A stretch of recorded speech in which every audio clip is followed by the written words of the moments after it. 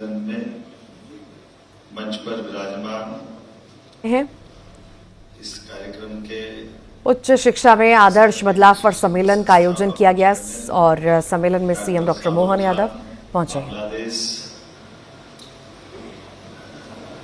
में मंच पर अभी जिनने हमारा अपना विषय रखा, हमारे जागरण लेक सिटी के चांसलर श्रीमान Harimohan Gupta ji, associate professor doctor N D पुस्का,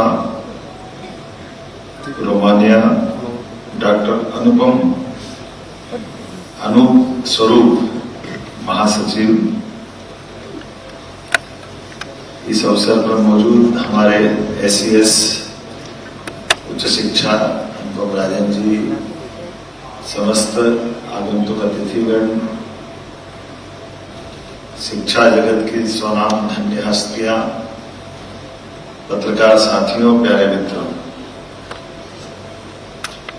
आज का जो आपने टॉपिक निकाला, ये टॉपिक ही अपने आप में ये सारी बात कह देता है।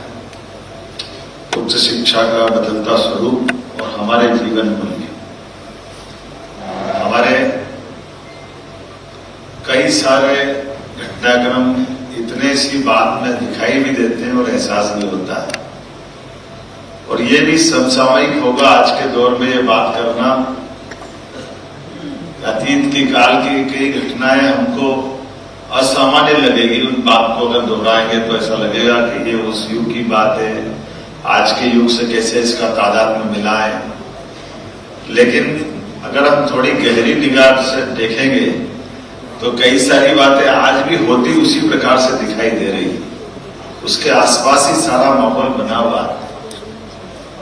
हम सब अतीत के काल में भारत के गौरवशाली पक्ष की तरफ जाएंगे, हिस्ट्री अगर पकड़ेंगे तो ध्यान में आएगा कि हमारे अपने अतीत में हिंदुस्तान के परिप्रेक्ष्य में बात करूंगा तो मैं बांग्लादेश को भी अपने ही करीब पाता हूं, इस विचार के आसपास जिस विचार से हम बात कर रहे हैं। कुछ विशेष बात है शिक्षा की व्यवस्था के साथ जोड़ करके बात करने के लिए कि यहाँ के लोग, इस हिंदुस्तान के अतीत की कोई भी एक घटना ऐसी नहीं मिलेगी जब यहाँ का शिक्षा पाया हुआ कोई भी शासन करता, राजा महाराजा कुलाध्यक्ष, किसी ने किसी देश पे कोई आक्रमण किया।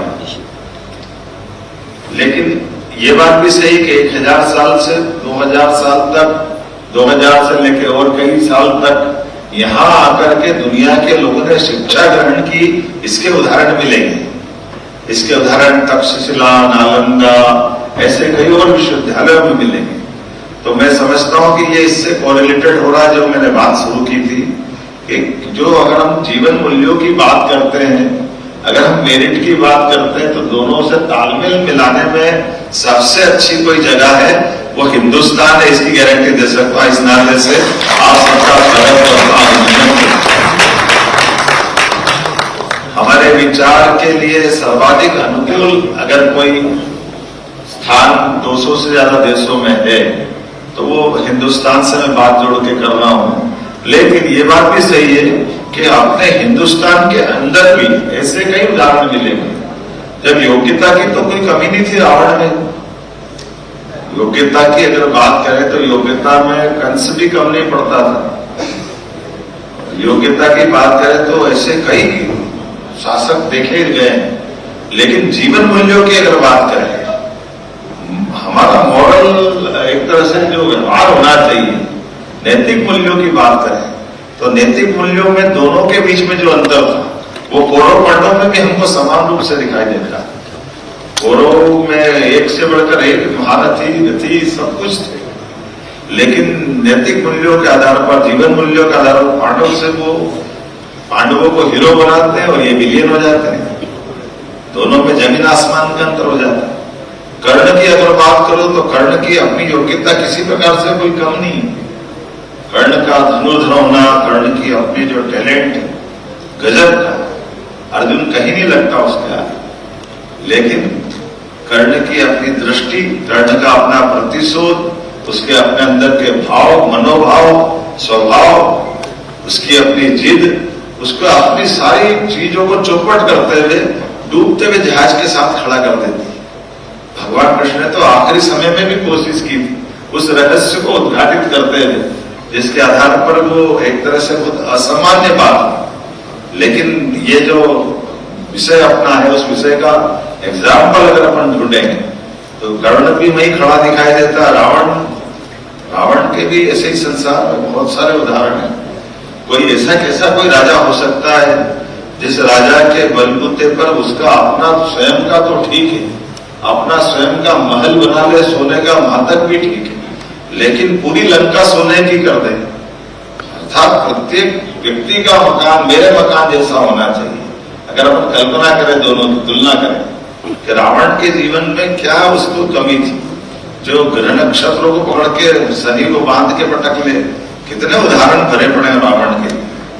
लेकिन जिस बात की कमी थी वो हम सबके सामने, जिसके लिए इस तीनों लोक में राहिमाम मचता हो, वो वनखंडी भगवान श्री राम जमीन पे खड़े होकर के नैतिक मूल्यों के बलबूते पर जंगल के जानवरों के साथ, वनवासी आदिवासियों के साथ वो पराक्रम रचते, वो पराक्रम दोनों के बीच से हटा के देखें तो केवल वो मेरिट का और हमारी अपनी उच्च नैतिक मूल्यों की यही लड़ाई थी। इस लड़ाई ने सबका साथ दिया और अभी भी हम देख रहे हैं। अपनी रूस यूक्रेन युद्ध देख लो, आज के परिदृश्य में देखो, इजराइल का अपना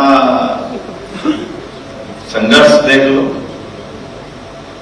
ये कहने वाले हो सकते हैं मैं इजराइल के पक्ष से भी खड़ी होकर बात कर सकता हूं, तो लेबनान और मैं गाजा पट्टी से भी जोड़ के बात करता हूं।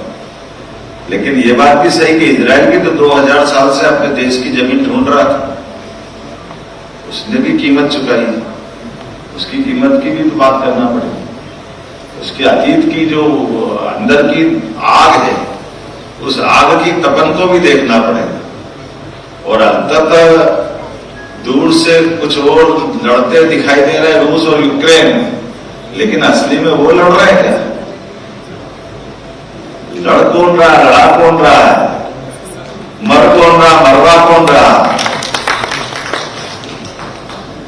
ये भी तो हमको देखना पड़ेगा। आजकल तो मिसाइल गाइडेड जमाना है, लेकिन माइंड गाइडेड की व्यवस्था है। अपने घर के अंदर आने वाली लड़ाई को एशिया तक रोक दो, ये भी तो कलाकारी है।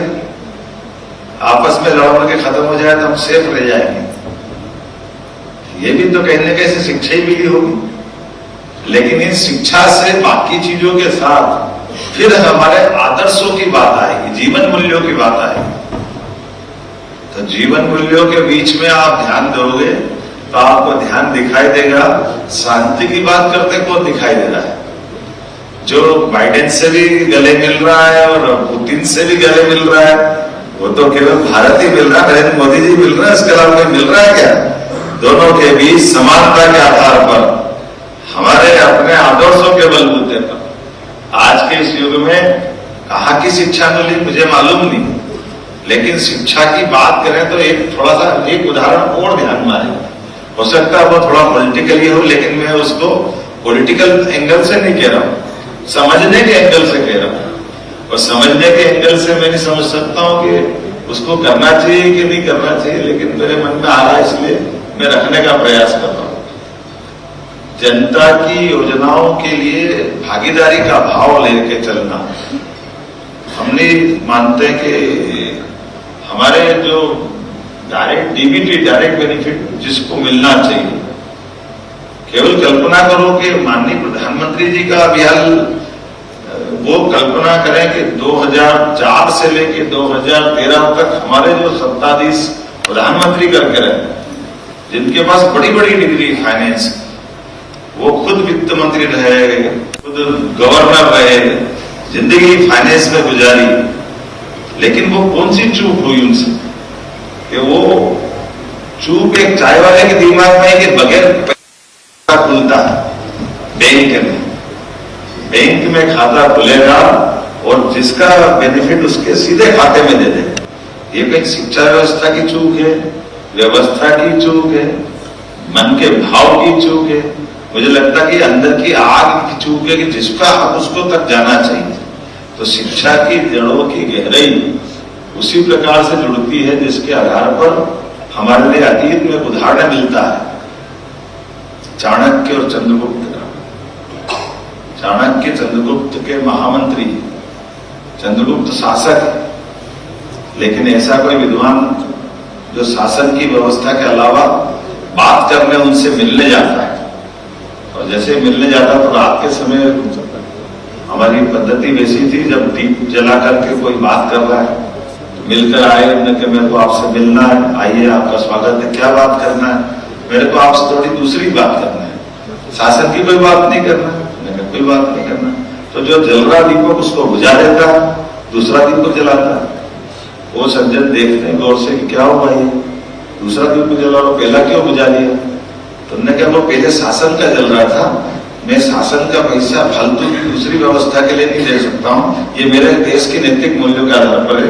आप निजी बात करना चाहो तो ये मेरे निजी तेल से जलने वाला दीपक, ये जो अंदर की आग है, ये हमारे लिए अपने देश की उस गहराई की तरफ बताने के लिए पर्याप्त है। मध्य प्रदेश की धरती पर मेरे एसोसिएशन के बैनर तले मैं हमारे लेक सिटी के खासकर यूनिवर्सिटी जागरण के हरिमोहन गुप्ता जी को धन्यवाद दूंगा, जिनके कारण से आप यहाँ ये बड़ा आयोजन कर रहे हैं। मैं आपका अभिनंदन करता हूँ, धन्यवाद देता। और बांग्लादेश से तो हमारा वैसे ही संबंध अलग ही प्रकार का, हमारी गंगा बिना बांग्लादेश के वो जाती नहीं गंगा सागर तक, आपके माध्यम से ही जाती। हमारे लिए वहां हुगली क्या कहते हैं मुझे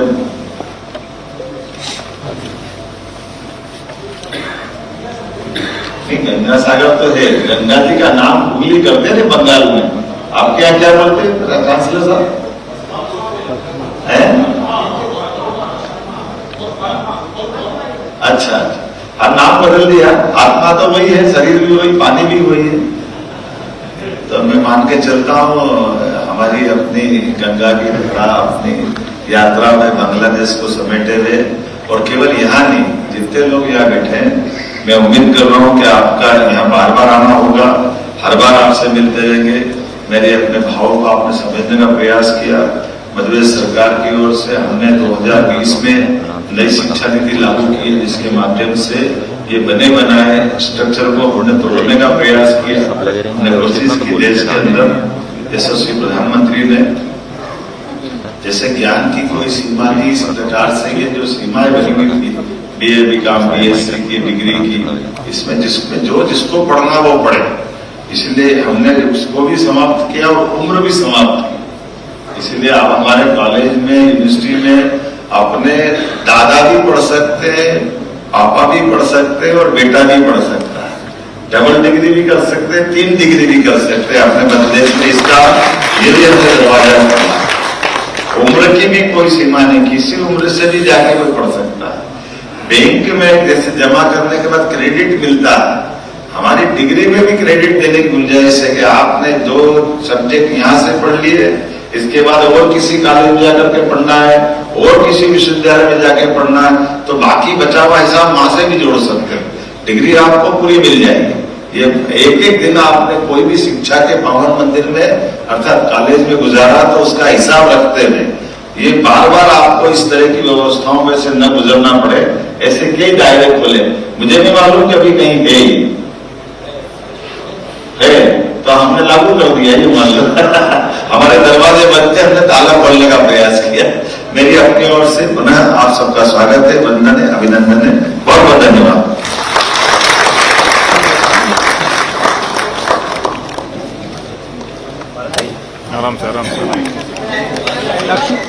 Thank you very much, sir, for your insightful and inspiring words. और इसी के साथ ही फिलहाल के लिए इतना।